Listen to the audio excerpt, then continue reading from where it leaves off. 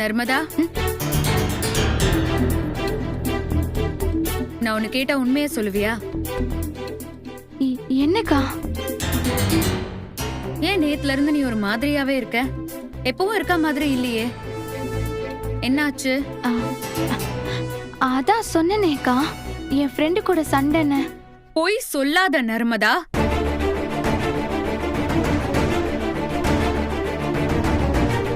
நேத்து நைட்டு நீ யார்கிட்டயோ போன்ல அழுது கெஞ்சி பேசிட்டு இருந்தத கங்கா அக்கா பாத்திருக்கா. நீ ஏதோ ஒரு பிரச்சனையில மாட்டிட்டு இருக்கேன்னு நல்லா தெரியுது. இதுக்கு மேலயும் எங்க கிட்ட இருந்து நீ அதை மறைக்காத. ஒழுங்கா உண்மையை சொல்லிடு. ஏய், அவதான் கேக்குறாளடி, எதுவா இருந்தாலும் எங்க கிட்ட சொல்லு.